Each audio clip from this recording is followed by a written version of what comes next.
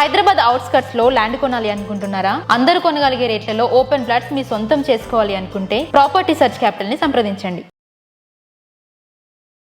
Hello, welcome to Telugu capital TV. నేను మీ రవి. ఈరోజు మనతో ప్రముఖ అడ్వకేట్ శశికాంత్ గారు ఉన్నారు. నమస్తే సార్. నమస్తే అండి రవి గారు. యా సార్, నిన్న మెగాస్టార్ గారు ఈవెంట్ చూసాము. దాంట్లో చాలా అద్భుతంగా స్పీచ్ ఇచ్చారు సార్. చాలా రోజుల తర్వాత అలాంటి స్పీచ్ చూడటం, అది అందరూ ఓన్ చేసుకోవడం చాలా బాగా అనిపించింది సార్. మా అడ్వకేట్స్లో కూడా ఒక సీనియర్ అడ్వకేట్ మొన్న చెప్తాం జరిగింది ప్రెస్ మీట్లో. చిరంజీవి గారు అంటే నాకు ఎంతో అభిమానము, ఆయన సినిమా చూస్తానికి నేను చాలా కష్టపడేవాడిని, అలాంటిది ఆయనతో సినిమా తీస్తే అవకాశం నాకు వచ్చింది అని ఒక సీనియర్ అడ్వకేట్ కూడా చెప్తాం జరిగింది. అట్లాగే నేను కూడా ఏం చెప్తున్నానంటే, చిరంజీవి గారు నాకు కూడా ఒక చాలా పెద్ద ఇన్స్పిరేషన్ అండి.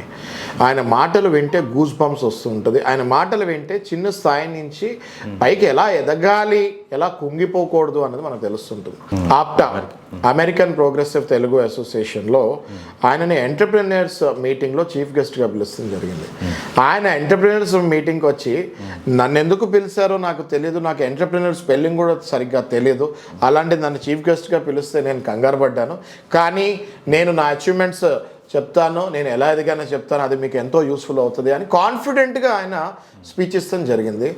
ఆ కూల్ డ్రెస్సింగ్ వేసుకొని, ఆ డార్క్ గాగుల్స్ వేసుకొని, వెనకంతా డార్క్ బ్యాక్గ్రౌండ్లో చిరంజీవి గారు వయస్సు 30 ఏళ్ళు అంటే ఎవరైనా నమ్మేటట్టు ఆయన కనిపిస్తూ ఉండే. ఆయన చెప్పిన మాటలు యంగ్స్టర్స్కి, యూత్కి ఎంతో ఇన్స్పిరేషన్గా నిలిచాయని చెప్తాంలో సందేహం లేదు. ఆయన ఏమన్నారంటే, నాకు మొదటిలో సినిమా ఇండస్ట్రీకి వెళ్ళినప్పుడు నన్ను పిలిచి నువ్వు సోగా ఉంటావు, నీకంటే చాలా బాగుంటారని ఒక ఇద్దరు ముగ్గురిని పిలిచి మరీ ఆడిషన్లో చూపించారంట.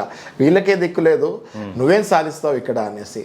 కుంగిపోకుండా చిరంజీవి గారు దాన్ని ఒక ఛాలెంజ్ లాగా తీసుకొని తనను ఒక గద్దలాగా కంపేర్ చేసుకొని, ఎదిగేటప్పుడు స్టార్టింగ్లో సమస్యలు ఉంటాయి, కానీ ఎదిగిన తర్వాత మీకు వచ్చే అవకాశాలని ఆపర్చునిటీస్ లాగా తీసుకొని ఎదిగితే మనకి తిరిగే ఉండదు. Don't worry, all of you should struggle like me and come up in life అని చెప్తాం జరిగింది. అదొక పాయింట్ చెప్తే, ఇంకొక పాయింట్ చెప్తాం జరిగింది, నెగిటివ్ మనుషులు, నెగిటివిటీ ఎక్కడైతే ఉంటుందో అక్కడికి మీరు వెళ్ళకండి. ఎందుకంటే మొదట్లో నేను సినిమా ఇండస్ట్రీలో ఉన్నప్పుడు నన్ను ఎంతోమంది అవమానించేవాళ్ళు, వాళ్ళతో నేను కలిసేవాడిని కాదు. నేను ఆంజనేయ స్వామి చాలా పెద్ద భక్తుడిని. నాలో అంతరంగంగా నేను ఆంజనేయ స్వామితో మాట్లాడేవాడిని. ఏంటి స్వామి నాకు ఇలా అవుతుంది అన్నప్పుడు ఆంజనేయ స్వామి నాతో అన్న మాట ఏంటి అంటే, ఎక్కడెక్కడ నెగిటివ్ ఉంటుందో అక్కడికి నువ్వు వెళ్ళకు, ఎక్కడ పాజిటివ్ ఉంటుందో అక్కడికే వెళ్ళు అని చెప్తాను. అదే ఫాలో అయ్యాను. అది ఫాలో అయిన తర్వాత నాకు సక్సెస్ వచ్చింది.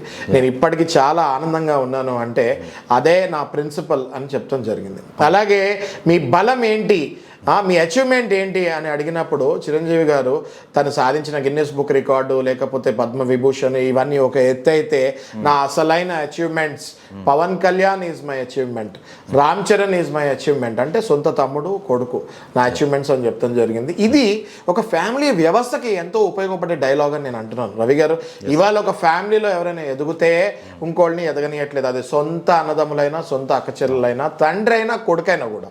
మా దగ్గరికి ఎన్నో కేసులు వస్తుంటాయి.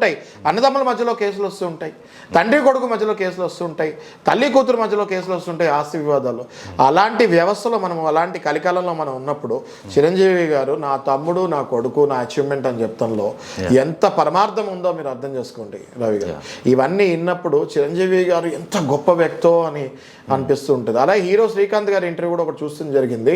జర్నలిస్ట్ గారు అడుగుతాం జరిగింది, రామ్ చరణ్ గారికి, అన్నయ్య గారికి ఇద్దరితో పనిచేస్తారు కదా, ఏమైనా డిఫరెన్స్ కనిపిస్తుందా అంటే, అప్పుడు హీరో శ్రీకాంత్ గారు ఏమన్నారంటే, నాకు ఏమి తేడా కనిపించట్లేదు, అన్నయ్య ఎలా ఉండేవాడు రామ్ చరణ్ కూడా సేమ్ అలాగే అందరితో కలిసిపోతాము, లైట్ బాయ్ అని లేదు, అందరు స్టాఫ్తో కలిసిపోతాము, కూర్చుంటాము, మాతోనే తింటాము, అలా జరుగుతూ ఉంటుంది. Really hats off to Ram Charan garu కూడా చిరంజీవి గారికి తండ్రికి తగ్గ తనయుడు అని అనిపించుకున్నారు.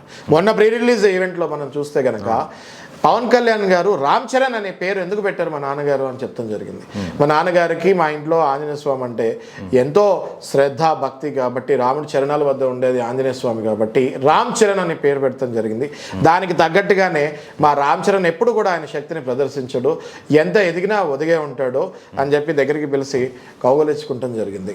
అలాగే రామ్ చరణ్ గారు కూడా Pawan Kalyan is the real game changer, మేమందరము సినిమా రీల్ మీద గేమ్ చేంజర్, ఇవాళ రాష్ట్రమే కాదు దేశ రాజకీయాల్లో గేమ్ చేంజర్ మా బాబాయ్ పవన్ కళ్యాణ్ గారు అని చెప్తాం జరిగింది.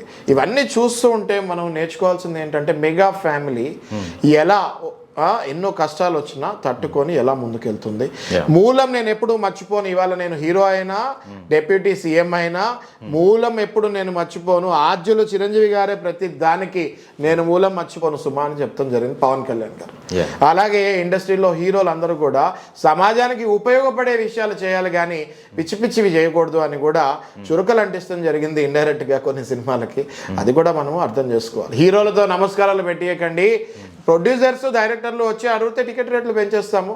హీరోలతో నమస్కారాలు పెట్టి కూడా రాజకీయాలకి సినిమాలకి అసలు లింకే పెట్టకండి అని కూడా పవన్ కళ్యాణ్ గారు చెప్తాం జరిగింది. ఇవన్నీ వరుసగా లాస్ట్ 1 వీక్ నుంచి చూస్తుంటే నాకు అనిపిస్తుంది మనుషులు ఎంత ఎదిగినా ఎంత మెచ్యూర్డ్గా తయారవుతున్నారు. మెగా ఫ్యామిలీ మొత్తం కూడా మనం కూడా వాళ్ళ దగ్గర నుంచి ఎన్నో విషయాలు నేర్చుకోవాలి. ఎంత ఎదిగినా మనం కూడా ఒదిగే ఉండాలి అని చెప్తున్నాం రవి గారు. చాలా అద్భుతంగా విశ్లేషించారు సార్. ముఖ్యంగా మెగాస్టార్ గారి స్పీచ్ విన్న తర్వాత నేటి యువతకు అవి చూసి చాలా నేర్చుకోవాలి సార్. ఎన్నో మోటివేషన్ స్పీచెస్ తో సమానం సార్. అది చాలా మోటివేషన్. ఇప్పుడు ఇవంతా కూడా మనం ఏదో చిరంజీవి గారు యాక్టర్ అని, పవన్ కళ్యాణ్ గారు యాక్టర్, రామచంద్ర యాక్టర్, యాక్టింగ్ కి సంబంధం లేదండి. మనము ఇప్పుడు నేను as a advocate, as a journalist, మీరు కూడా మనం ఎందుకు మాట్లాడుకుంటున్నామంటే ఇవన్నీ కూడా వాళ్ళు పాపులర్ ఫిగర్స్ కాబట్టి వాళ్ళు ఎంత ఎదిగినా ఎలా ఒదిగున్నారు, ఎంత డబ్బు ఉన్నా ఎలా బీదవాళ్ళతో కూడా కలిసిపోతున్నారు, కలిసి మెలిసి వెళ్తున్నారు. ఏం అవసరం అండి వాళ్ళ చిరంజీవి గారికి? అంత వయసు పెరిగింది ఆయనకి. ఏమాత్రం నాకు వయసు పెరిగి కుర్రోళ్ళలాగా మళ్ళీ తయారయ్యి జోష్గా జనాల్లో జోష్ నింపుతున్నాడు ఆయన.